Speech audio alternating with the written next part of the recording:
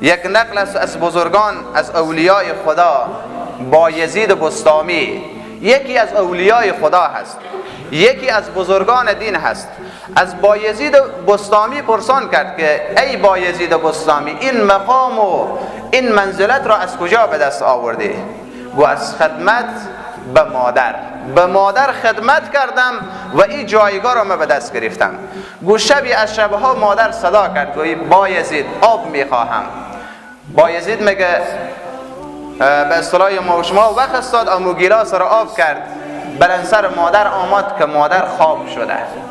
بعد از این بایزید بسطامی گفت اگر من بشینم شاید مادر باز صدا بکنه، بایزید آب میخواهم. از اول شب مادر صدا کرد. در این جهت بایزید بسطامی مگه تا اخیر شب گلاس به دست من استاد بودم که شاید اتفاقا مادر صدا بکنه که بایزید آب میخواهم. در آخر شب مادر چشمان خود را باز کرد که بایزید چی میخواهی؟ چرا استاد هستی؟ گو مادر تو صدا کردی که آب میخواهم، من آب را آوردم، شما در خواب رفتیم. در اینجا هست که مادر دستان خود بلند میکنه، در وقت دعا است، وقت قبولیت دعا هست. خدایا پروردگارا بار الها این بنده خود را از جمله مقربین بگردان.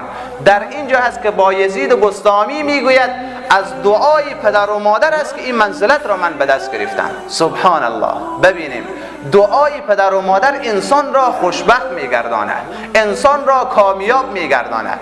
او انسانی که دعای پدر و مادر را داشته باشد در زندگی خود موفق هست، ولی او انسانی که دعای پدر و مادر را نداشته باشد زندگی از او خراب می شود، در زندگی خود ناکام هست، در زندگی خود موفق نیست. او انسانی که دعای پدر و مادر به دنبال او نباشه.